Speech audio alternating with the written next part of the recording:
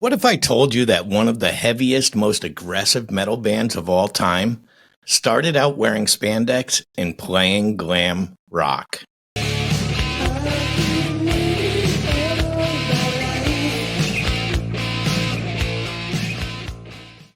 Welcome back to Headbangers History, the show where we break down the legends of heavy music. And today, we're diving into Pantera, the band that took metal into a new era with groove, with grit, unrelenting power. From their early struggles to their rise as one of the biggest metal acts of the 90s, or most of it, the triumphs, the conflicts, the tragedy that ended it all too soon. But before we dive in, smash that like button. I need subscriptions. Tell us your favorite Pantera track in Welcome to Headbangers History. Now let's crank it up. Where riffs reign supreme and legends are born.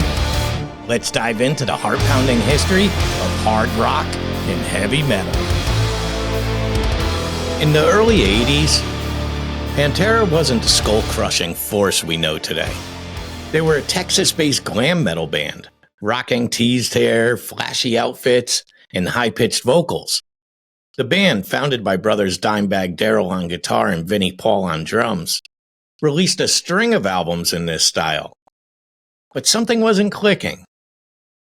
Then, in 1986, they brought in a new frontman, Phil Anselmo, a raw, aggressive vocalist from New Orleans.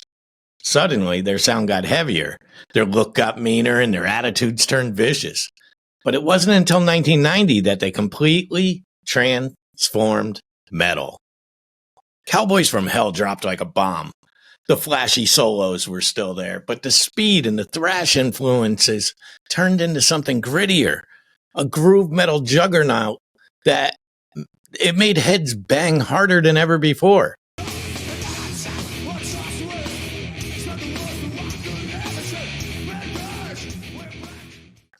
Dimebag's riffs were razor sharp. Vinnie Paul's drumming hit like a sledgehammer.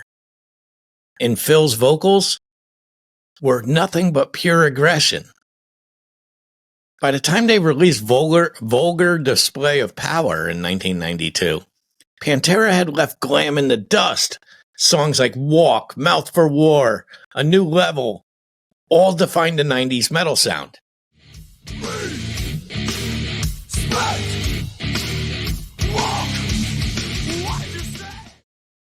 And then came Far Beyond Driven, 1994, an album so brutal, it debuted at #1 on Billboard charts.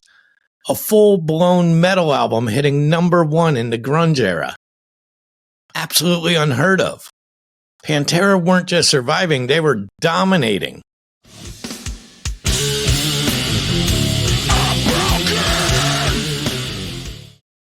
So what exactly made Pantera sound so unique? Well, I think it was the groove. While other metal bands were all about speed, Pantera slowed things down and made every riff hit like a knockout punch. The second thing is Dimebag's tone, his signature screaming guitar tone. It came from a solid-state amp, something most metal guitarists avoided. But in his hands, it became legendary. And the third thing's Anselmo's vocals. Unlike high-pitched glam vocals, Anselmo brought hardcore-style aggression to metal, influencing an entire generation in their brutal live shows. These guys didn't just play, they absolutely destroyed every venue they set foot in. Their live energy remains unmatched. But not every fan agrees on their best album.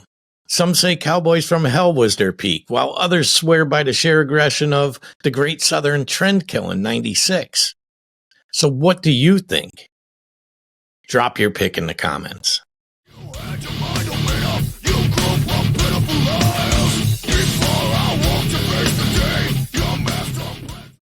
Pantera weren't just another metal band. They were an absolute movement. Without them, bands like Lamb of God, Slipknot, Gojira might not exist as we know them. They brought groove into metal, influenced everything from nu metal to metalcore, and just proved that mainstream success did not mean selling out. But then in 2003, everything just fell apart. The internal tensions boiled over. Anselmo's drug issues and public feuds with the band led to a breakup. The Abbott brothers, Dimebag and Vinny, changed plans and formed Damage Plan.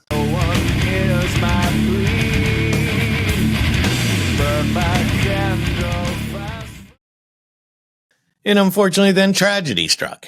On December 8, 2004, while playing with Damage Plan, Dimebag Darrell was shot and killed on stage by a deranged fan in Columbus, Ohio. Last December, heavy metal band Damage Plan took the stage at the El Rosa Villa. During their first set, more than 200 anxious fans packed the concert hall to hear the group and one of the country's most known guitarists, Dimebag Darrell. It was one of the darkest moments in metal history. The world had lost one of its greatest guitarists. Make some noise for Dimebag, come on.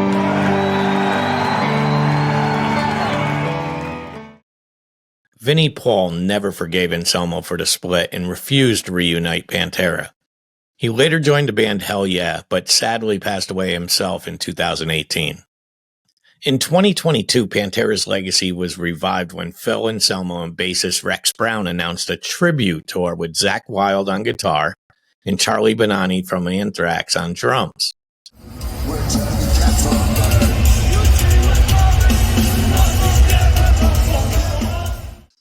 Some fans embraced it, others said without Dime and Vinny, it's not Pantera. So what's your take? Let us know. Fair use and support reminder that if you love Pantera, don't just stream their music. You need to buy their albums. Go grab some merch. Keep their legacy alive. So in closing, Pantera went from glam to legends, but their story is as tragic as it is inspiring. Their music lives on and their impact on the metal will never be erased. But what if I told you that Dimebag Darrell's most famous riff was nearly stolen by another guitarist? And soon I'm going to break that down.